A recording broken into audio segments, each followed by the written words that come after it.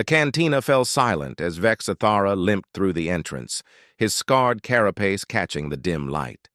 The old Zalari warrior had returned from another medical appointment, his third prosthetic leg clicking against the metal floor with each step. The younger soldiers at the bar turned to stare, their conversations dying mid-sentence. "Another drink, old soldier?" called Kef, the bartender, his forearms already reaching for Vexathara's usual bottle of fermented kelp wine.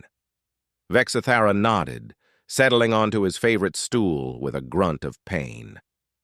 The younger recruits nearby whispered among themselves, stealing glances at his battle-worn form. His left eye socket remained empty, a memento from the Terran wars that had ended 3 cycles ago. The prosthetic hadn't taken well to his Zalari physiology. "Tell us about the humans again," said a young female, barely past her molting season. Her name was Zira, fresh from the academy and eager for stories of glory. She had heard whispers, but never the full truth. Vexathara's remaining eye fixed on her, and she immediately regretted asking. The silence stretched uncomfortably until an older veteran, missing 2 of his 6 arms, spoke up. "Let the old warrior drink in peace, youngling. Some memories are better left buried." But Vexathara raised a gnarled hand, silencing the protests. "No, Korax. They should know. They should all know what we faced out there." He took a long drink, the alcohol burning his throat as he gathered his thoughts. "You want to hear about humans? About the Terran wars? Very well." The cantina's patrons drew closer, forming a loose circle around the scarred veteran. Even the bartender stopped his cleaning to listen. "I was a squad leader in the 47th Assault Legion when we first encountered them," Vexathara began, his voice carrying the weight of terrible memories. "The High Command told us it would be a simple conquest. A young species, barely out of their home system. Primitive technology, no real military to speak of. We were told their planet, Earth, would fall within a single rotation period." He paused to take another drink, his hand trembling slightly. "We had conquered 17 worlds by then. The Selthari, the Vorn Empire, the Crystal Collective, all of them fell before our superior technology and tactics. We were the greatest military force in the galaxy, or so we believed." A young recruit leaned forward eagerly. "But humans were different?" Vexathara's laugh was bitter and cold. "Different doesn't begin to describe it, youngling. When our advanced scouts first observed their world, they reported a species that had only recently achieved faster-than-light travel. Their weapons were crude kinetic projectiles and primitive energy weapons. Their ships were slow, poorly armored things that any of our fighters could destroy with ease. The first engagement was exactly what we expected. A small human patrol encountered one of our survey ships near their outer colonies. The humans had 3 vessels, old cargo ships converted for patrol duty.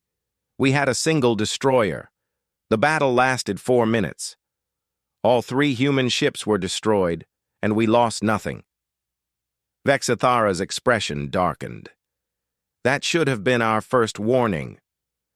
Any sane species would have surrendered after seeing our technological superiority. But the humans, they sent everything they had, every ship, every weapon, every soldier. They threw themselves at us with a fury we had never encountered."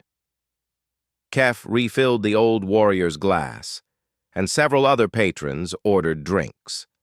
The atmosphere had grown tense, as if Vexathara's words were conjuring dark spirits. "The main assault began 2 days later. I was aboard the command ship Eternal Glory when we entered their solar system. Our fleet numbered 300 vessels, the largest force ever assembled by the hegemony. Their entire space force couldn't have numbered more than 50 ships, most of them civilian craft hastily armed with whatever weapons they could mount. It should have been a massacre in our favor," continued the old veteran. "And at first it was. We destroyed their outer defense platforms within the first hour. Their ships fell one by one to our superior firepower. But then something changed." Vexathara stared into his drink as if seeing the past play out in its depths.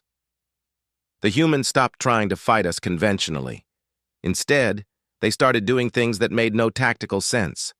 Ships that were crippled and powerless would suddenly accelerate at maximum speed, ramming our vessels. Cargo ships filled with explosives would detonate themselves against our hull plating. I watched a human captain broadcast his final words as his ship's reactor overloaded.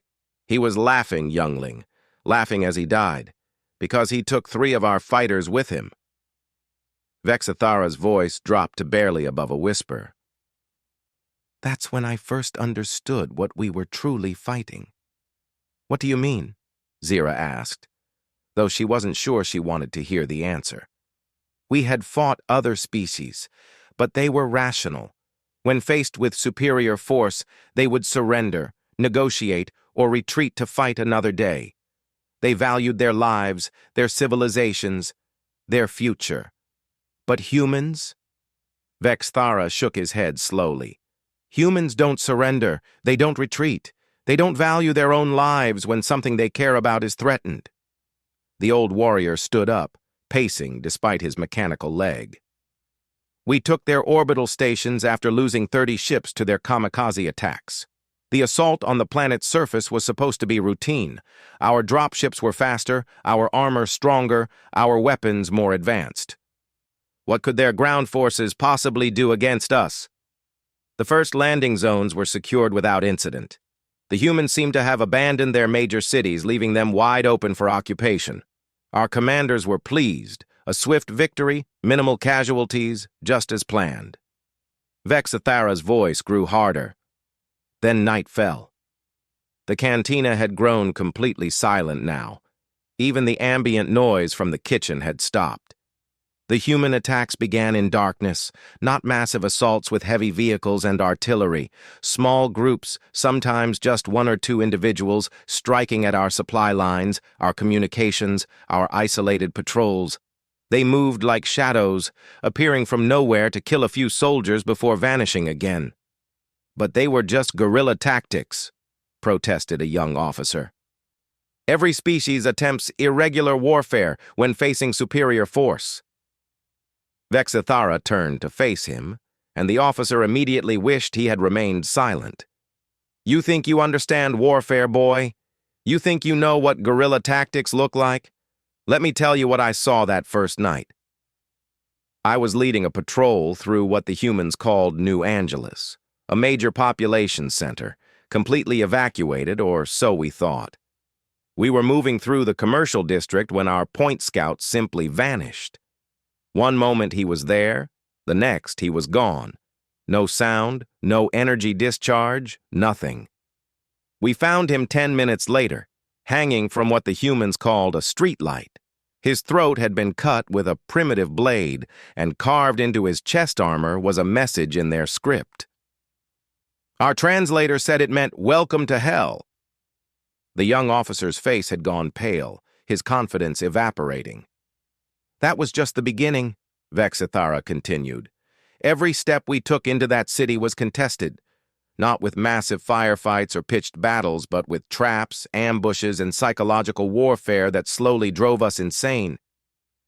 The humans had rigged their own city to kill us. Buildings collapsed when we entered them. Vehicles exploded when we tried to start them. Even their food supplies were poisoned.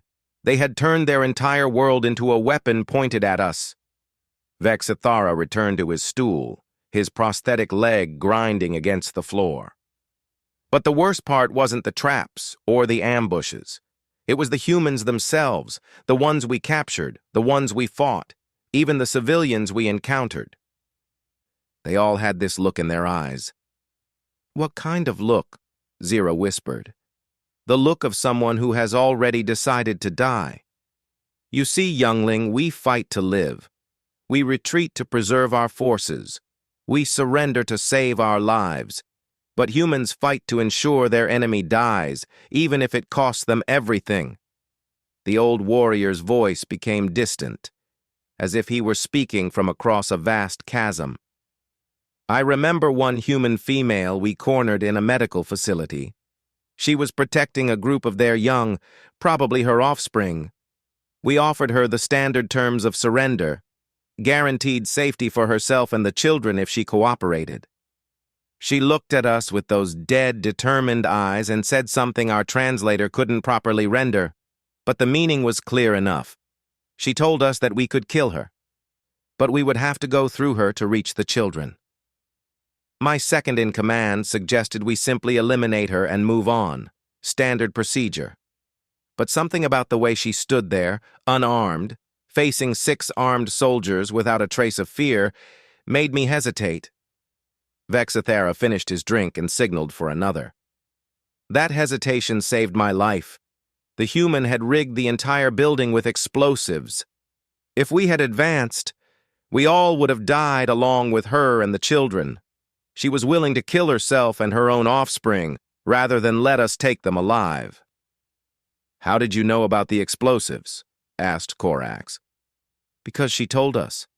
In broken galactic standard, she explained exactly what would happen if we took another step. Then she gave us a choice.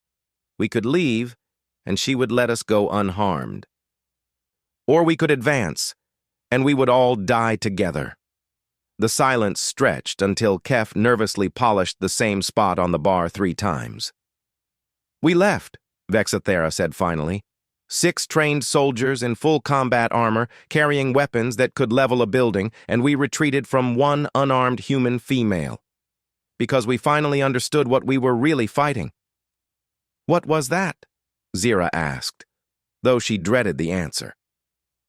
Vexathara's remaining eye met hers, and she saw depths of horror she couldn't begin to fathom. "We weren't fighting another species trying to defend its territory. We were fighting an entire race of individuals who had already decided that death was preferable to defeat. Every single human we encountered, from their soldiers to their civilians, was prepared to die rather than submit. That night, I lost 7 more soldiers, not to advanced weapons or superior tactics, but to humans who hid in the rubble of their own destroyed city, waiting for us to come close enough for them to detonate handheld explosives. They turned themselves into weapons, youngling. They made their own bodies into instruments of our destruction." The old warrior's voice cracked slightly. "By morning, my squad of 20 had been reduced to 8, and we had advanced exactly 6 city blocks." Vexathara stood up again, his prosthetic clicking against the floor as he headed toward the door. "That was just the first day of a war that lasted 3 cycles and cost us more soldiers than all our previous conquests combined." As he reached the entrance, he paused and looked back at the stunned faces around him. "You want to know about humans? They don't fight like soldiers. They don't fight like warriors. They fight like cornered animals who know they're going to die and want to take as many enemies with them as possible. And the truly terrifying thing is that they enjoy it." With that, Vexathara limped out into the night, leaving behind a cantina full of soldiers who suddenly understood why their veterans drank alone and why the human wars were never discussed in official military history. The young recruits sat in stunned silence, their romantic notions of glorious combat shattered by the old warrior's words. They had expected tales of heroic battles and technological marvels. Instead, they had heard the truth about what it meant to fight an enemy that refused to be defeated, no matter the cost. Outside, Vexathara looked up at the stars and wondered if somewhere out there the humans were still waiting, still watching, still preparing for the next war. He shuddered and limped home, knowing that tomorrow he would have to tell them about the second day of fighting. 3 days passed before Vexathara returned to the cantina. The young recruits had spread word of his tale, and now the establishment was packed with curious soldiers, veterans, and even some civilian contractors who worked with the military. Everyone wanted to hear more about the legendary Terran Wars, though few understood what they were truly asking for. Vexathara surveyed the crowded room with his single eye, noting the expectant faces and eager whispers. He had hoped to drink alone tonight, but he could see that wouldn't be possible. The memories had been stirring since his last visit, bubbling up from the dark corners of his mind where he usually kept them locked away. "Old warrior," called out Commander Thys, a middle-aged officer who had missed the Terran Wars by a single rotation. "The younglings have been pestering me for days about your stories. Tell us more about the humans and their tactics." Vexithara ordered his usual drink and found his customary stool, though tonight he had to push through a crowd to reach it. Everyone wanted to be close enough to hear every word. He noticed several of the younger soldiers had recording devices, probably hoping to capture his stories for their friends back at the academy. "Turn those off," he said quietly, but with enough authority that the devices disappeared immediately. "Some things shouldn't be preserved for posterity." Kef set down the fermented kelp wine, and Vexithara took a long drink before beginning. "You want to hear about their tactics? About what happened after that first night in New Angeles? Very well, but don't say I didn't warn you." The old warrior's gaze grew distant as he traveled back through time to those terrible days. "By the second week of the campaign, we had learned to fear human silence more than human gunfire. When they were shooting at us, at least we knew where they were. When they went quiet, it meant they were planning something worse." "What could be worse than constant ambushes?" asked a young naval officer. Vexithara's laugh was humorless. "That's what we thought too. Our intelligence officers assured us that we had broken their organized resistance. Their military had been scattered, their leadership eliminated, their communication networks destroyed. All that remained were isolated pockets of civilians with small arms. So we changed our tactics. Instead of advancing building by building, we decided to clear entire city sectors using orbital bombardment. Level everything, eliminate any possible hiding spots, then move in with overwhelming force to occupy the ruins." The old veteran paused to take another drink, his hand trembling slightly as dark memories surfaced. "The first district we targeted was their financial center. Massive towers of metal and glass that reached toward the sky. Our bombardment turned it all to rubble in less than an hour. Precision strikes that left nothing standing higher than a single story. We waited 3 days for the dust to settle, then sent in the occupation force, 2 full battalions supported by heavy armor and aerial reconnaissance. The mission was simple: secure the ruins, establish a forward base, and begin the systematic clearing of the next sector." Vexithara's expression darkened. "What we found defied all logic and tactical doctrine. The humans had survived. Not just survived, but thrived in the radioactive ruins we had created. They had burrowed into the rubble like parasites, creating an underground network of tunnels and bunkers that our scanners couldn't detect." Commander Thys leaned forward. "But how could they have prepared such defenses so quickly? You said this was only the second week of fighting." "That's what made us realize our fundamental mistake," Vexithara replied grimly. "We assumed the humans were reacting to our invasion, trying to mount a desperate defense with whatever resources they could scrape together, but they weren't defending at all. They were hunting." The cantina had grown completely silent, the only sound being the soft hum of the life support systems and the occasional clink of ice in someone's drink. Every piece of rubble had been positioned deliberately. Every tunnel connected to 3 others, creating a maze that led our forces deeper into kill zones. Every apparent hiding spot was actually bait for a larger trap. The humans had turned their destroyed city into a predator's web, and we were the prey. Vexithara stood and began pacing, his prosthetic leg clicking against the floor with mechanical regularity. But the worst part was how they fought. Not like soldiers following orders or civilians defending their homes. They fought like hunters who genuinely enjoyed the kill. I was leading the second wave into the ruins when we lost contact with the advance teams. No distress calls, no enemy contact reports, just silence. Our scanners showed the team's life signs had vanished one by one over the course of several hours. A young female recruit raised a tentative hand. "Were they killed in combat?"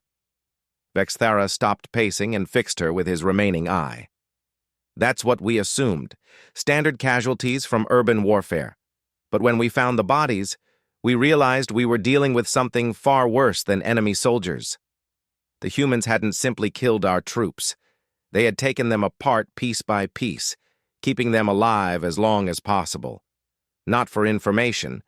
They never asked questions. They did it because they wanted to understand how we functioned, how much damage we could take before we stopped fighting back. Several of the listening soldiers shifted uncomfortably in their seats. This was not the kind of warfare they had been trained to expect. We found one of our scouts still alive, barely. The humans had removed his external armor plating and were in the process of studying his internal anatomy. They had surgical tools, medical equipment salvaged from their destroyed hospitals. They were conducting live dissection with scientific precision.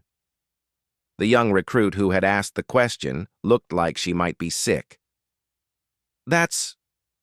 That's a war crime by any civilized standard. War crimes require a war between civilized opponents, Vexathara said coldly. What we were experiencing was something else entirely. The humans weren't trying to win a military victory. They were conducting an experiment to see how much terror they could inflict on an enemy force. He returned to his stool and took another drink, noting how many of his listeners had pushed their own beverages away. That scout lived long enough to tell us what the humans had whispered to him while they worked. They spoke in their own language, but their tone was educational, like instructors teaching a class. They were learning, continued the old warrior, learning our anatomy, our psychology, our breaking points. Every soldier they captured became a source of information about how to more effectively terrorize the next group they encountered. Commander Theiss cleared his throat nervously. Surely your command structure adapted to these tactics. Change the mission parameters? Vexathara's bitter laugh filled the silent cantina. Adapt? You can't adapt to an enemy that treats warfare as entertainment. Every countermeasure we developed, they turned into a new game. We started using remote drones for reconnaissance instead of living scouts.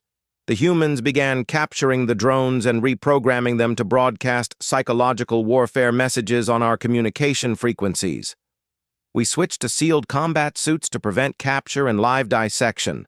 They started using acid compounds to dissolve our armor, then keeping us alive in the process so they could study how we reacted to chemical burns.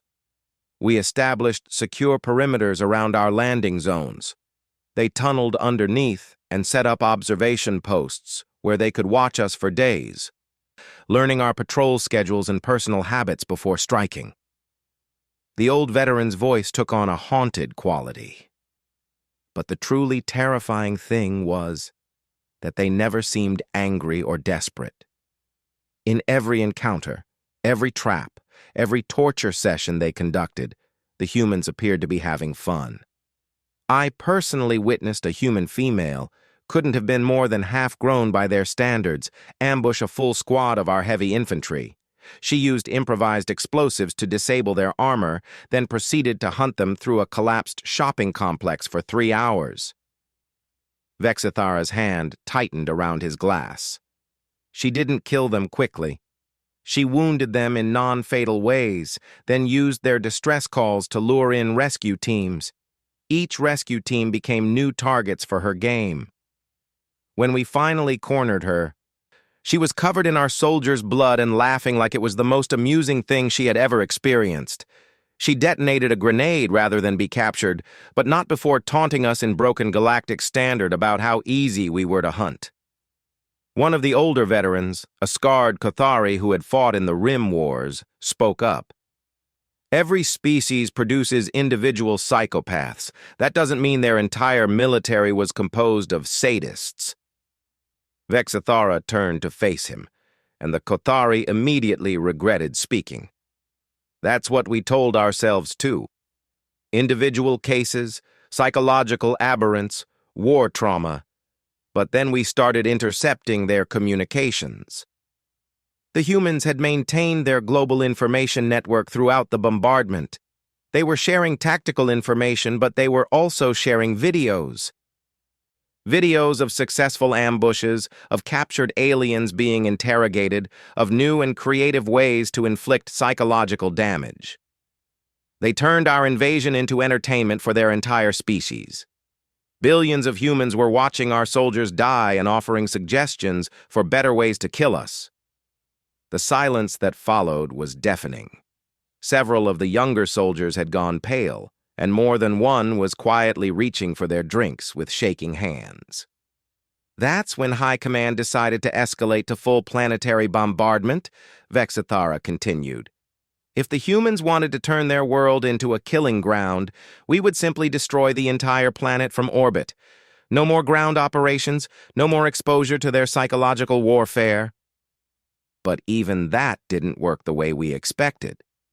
Commander Theiss looked confused. How could planetary bombardment fail? Surely even humans can't survive having their entire world's surface sterilized. You would think so, agreed Vexithara. We began systematic bombardment of every population center, every military installation, every possible hiding place. Our weapons were precise and devastating. We could crack continents and boil oceans. But the humans had prepared for that, too. They had built underground cities, vast networks of tunnels and shelters that our scanners couldn't penetrate. And they had done it all in secret, probably decades before we ever encountered them. While we were bombarding the surface, they were launching attacks against our fleet. Not with ships. Most of their navy had been destroyed in the first week. They used missiles hidden in asteroid fields, cloaked mines that had been drifting in space for who knows how long, even suicide crews in modified cargo vessels that could slip past our defenses. The old warrior's voice grew softer, forcing his audience to lean in closer to hear. That's when we realized the truth about humans. They don't fight wars to win territory or resources or even to survive. They fight wars to prove that they can make their enemies suffer more than they do. The bombardment continued for 2 full cycles. We reduced their planet to a radioactive wasteland where nothing should have been able to survive. But the attacks on our fleet never stopped. The humans just kept coming, kept finding new ways to kill us, even as their own world died around them. Vexithara finished his drink and stood up slowly, his prosthetic leg grinding against the floor. By the end of the second cycle, we had lost more ships to their guerrilla tactics than they had started the war with. Our crews were suffering from psychological breakdowns, our officers were requesting transfers to any other front, and our supply lines were being constantly harassed by human forces that should have been extinct. That's when the real nightmare began, he said, limping toward the door. Because the High Command decided that if conventional bombardment couldn't eliminate the humans, we would have to go back down to the planet and finish them face to face. As he reached the exit, Vexithara paused and looked back at the stunned faces behind him. Next time, I'll tell you about the Battle of Denver. About what we found when we finally fought humans on a battlefield where they had months to prepare. And why 3 entire legions refused to return to the surface after that engagement. The door closed behind him with a soft hiss, leaving the cantina full of soldiers who suddenly understood why the hegemony's official history books contained so few details about the Terran Wars. Outside, Vexithara looked up at the alien stars and shuddered, knowing that somewhere in the galaxy, humans were still out there, still hunting, still learning, still preparing for the next war, and still having fun while they did it. And that would be infinitely worse. A full week passed before Vexithara returned to the cantina. Word of his previous stories had spread throughout the station, and tonight the establishment was packed beyond capacity. Officers from other species had arrived, diplomatic observers, even some researchers from the Galactic War College who had traveled specifically to hear his account of the Terran Wars. When Vexithara finally entered, using his walking cane more heavily than usual, the entire room fell silent. His single eye swept across the assembled crowd, noting faces from a dozen different species, all waiting to hear about humanity's final defeat. He almost turned around and left, but the weight of their expectations held him in place. "I didn't come here to entertain tourists," he said quietly, but his voice carried clearly in the silence. "Please, honored veteran," said Professor Kelthani, a respected military historian from the Etherian Institute. "What you're sharing with us is invaluable. The official records of the Terran Wars are classified so highly that even academic researchers cannot access them. Your first-hand account is the only detailed information available about humanity's capabilities." Vexathara limped to his usual stool, noting that someone had reserved it for him. Kef immediately set down a full bottle of his preferred drink, understanding that tonight would require more than a single glass. "The Battle of Denver," Vexathara said without preamble, pouring himself a generous measure. "You want to know why the hegemony's finest legions refused to return to Earth's surface? Why we ultimately abandoned a war we should have won within days?" The crowd pressed closer, recording devices appearing despite his previous warnings. This time, he didn't bother telling them to put the devices away. Perhaps the galaxy needed to know what they had faced. "Denver was chosen as the target for our final ground assault because our orbital intelligence suggested it was the humans' primary command center for their continental resistance. A large city in the middle of their main landmass, surrounded by strategic resources and transportation networks." Vexathara paused to drink, his remaining eye growing distant as the memories surfaced. "The humans had controlled Denver for the entire war, using it to coordinate attacks across the region. Our bombardment had barely touched the city itself. They had managed to maintain some kind of protective shield that deflected our lighter weapons, and the terrain made precise strikes with our heavy guns difficult. High Command decided that taking Denver would break the back of human resistance. 3 full legions would assault the city simultaneously from different directions, supported by orbital fire and heavy armor, the largest ground operation in hegemony history." Professor Kelthani leaned forward eagerly. "Surely with such overwhelming force, the outcome was predetermined." Vexathara's laugh was cold and bitter. "That's what we thought. 30,000 soldiers, the finest troops the hegemony could field, supported by 1,000 armored vehicles and constant air cover, against a human city that couldn't possibly hold more than a few thousand defenders armed with primitive weapons. I was a battalion commander by then, leading the Eastern Assault Group. We had spent 2 days studying orbital reconnaissance photos, planning our approach routes, identifying key objectives. The humans appeared to be waiting for us, but that seemed normal. They always waited." The old warrior's voice grew harder. "What we didn't understand was that they had spent nearly 3 cycles preparing Denver specifically for us. Not just building defenses or training soldiers, but engineering the entire city into the perfect killing ground. The assault began at dawn on the 247th day of the war.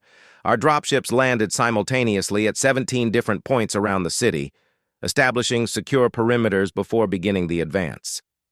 Everything proceeded according to plan for exactly 18 minutes. Vexathara poured another drink, his hand surprisingly steady despite the terrible memories he was excavating. "The humans let us land. They let us establish our positions. They let us begin our advance into the outer suburbs. And then they revealed what they had really been building. Denver wasn't just a city anymore. It was a machine, a vast, complex engine of destruction that the humans had spent cycles perfecting. Every building, every street, every piece of infrastructure had been modified to serve a single purpose, killing as many aliens as possible." A young Selthari engineer spoke up nervously. "What kind of modifications could a primitive species implement that would threaten advanced military technology?" Vexathara turned to fix him with his remaining eye. "They turned physics into a weapon. The humans had studied our technology, our tactics, even our biology, and they had designed countermeasures that exploited weaknesses we didn't know we had. The first surprise came when our heavy armor began sinking into the streets. The humans had hollowed out the ground beneath the city and filled it with a substance that looked like normal pavement but couldn't support the weight of our vehicles. Every tank, Every transport, every piece of heavy equipment we brought into the city became trapped. But they didn't destroy the trapped vehicles immediately. Instead, they used them as bait. When our infantry moved in to rescue the crews, they triggered secondary traps that had been built into the surrounding buildings. The old veteran stood up and began pacing, his prosthetic leg clicking rhythmically against the floor. The buildings themselves were weapons. Walls that looked solid were actually thin facades hiding chambers full of explosives or toxic gases. Windows that appeared empty concealed sniper positions connected by tunnels that allowed the humans to appear and disappear at will. Even the air was a trap. The humans had released compounds into the atmosphere that were harmless to them but interfered with our optical systems and communication equipment. Our soldiers were fighting blind and deaf while the humans could see and coordinate perfectly. Professor Kelthani was taking frantic notes, trying to capture every detail. "How many casualties did you take in the initial assault?" 40% of my battalion was dead or missing within the first hour, Vexathera replied flatly. But that wasn't the worst part. The worst part was that we couldn't retreat. Why not? Because the humans had closed the trap behind us. While we were advancing into the city, they had been sealing off our escape routes, not with barriers or force fields, but with psychological warfare so sophisticated that our soldiers refused to retreat even when ordered. Vexathara returned to his stool and took another drink before continuing. They had been broadcasting on frequencies that bypassed our communication jamming. Not tactical information or propaganda, but something much more effective.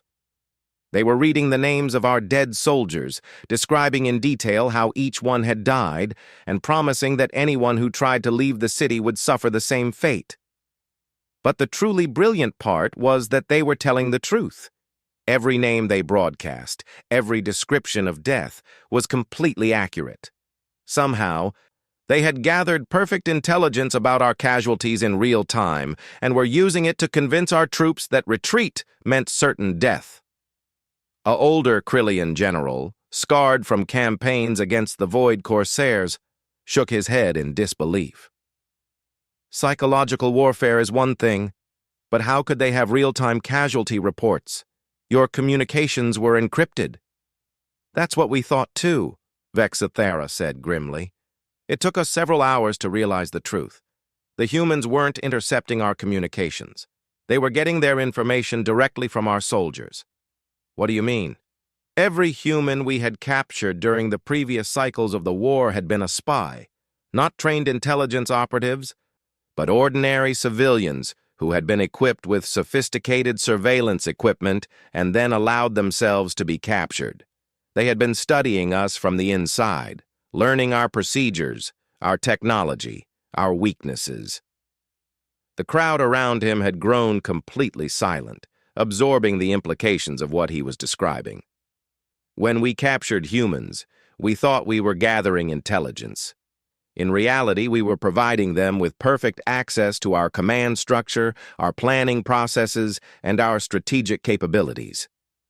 Every interrogation session, every medical examination, every security briefing they witnessed gave them more information about how to kill us more effectively. Vexathara's voice became softer, forcing his audience to lean in closer. By the time we realized what was happening, it was too late. The human prisoners in our detention facilities were coordinating the defense of Denver using stolen communication equipment. They knew our assault plan better than some of our own officers. But the worst revelation came when we tried to call for orbital support. We discovered that our flagship, the Eternal Glory, had been infiltrated by human saboteurs months earlier. They had been posing as maintenance workers, cleaning staff, even medical personnel. Professor Kelthani's pen had stopped moving as she tried to process what she was hearing.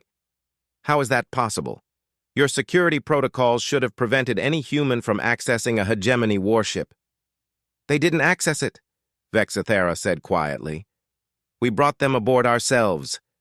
Every human we captured and transferred to the ship for interrogation was actually a volunteer who had undergone surgical modification to fool our medical scanners. They had altered their own bodies, implanting synthetic organs that would register as authentic on our equipment while hiding sophisticated surveillance and sabotage devices. They mutilated themselves to get close to us. The silence that followed was absolute.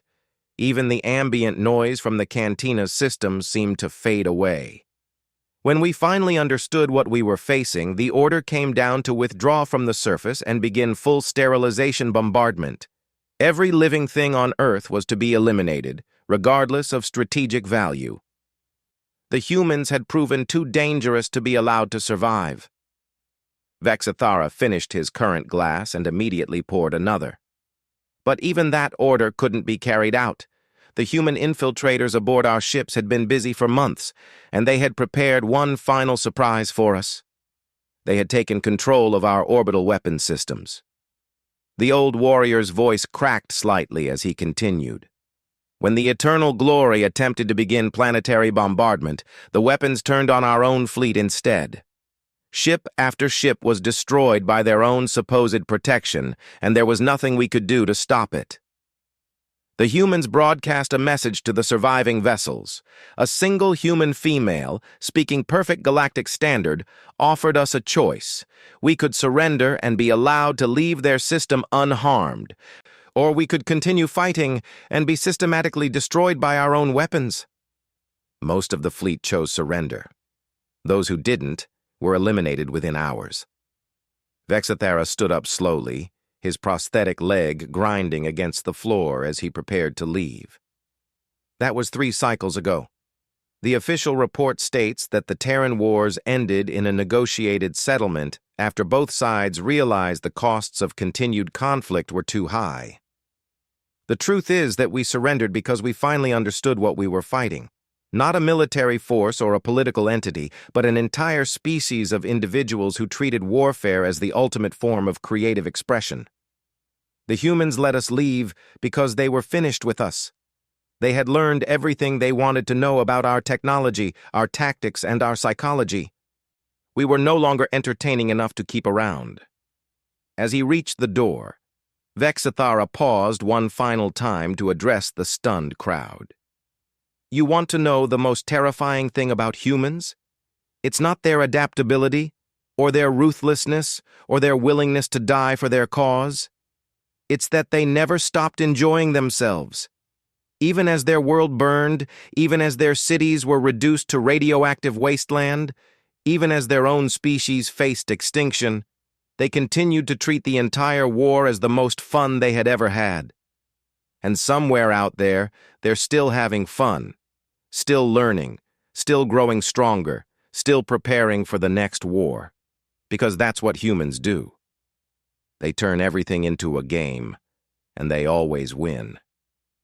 With that, Vexathara limped out into the corridor, leaving behind a cantina full of beings who finally understood why the hegemony had quietly established an exclusion zone around Earth's solar system, and why any ship that approached human space was to retreat immediately without making contact. Outside, the old warrior looked up at the stars one last time, knowing that he would never again have to tell anyone about the war that had broken the greatest military force in galactic history, because tomorrow he was going to request assignment to the most distant frontier post available, as far away from human space as possible, and he would spend the rest of his life hoping that the humans never decided they were bored enough to start another war, because next time they wouldn't just be fighting for survival. Next time, they would be fighting for sport. And the galaxy would burn for their entertainment.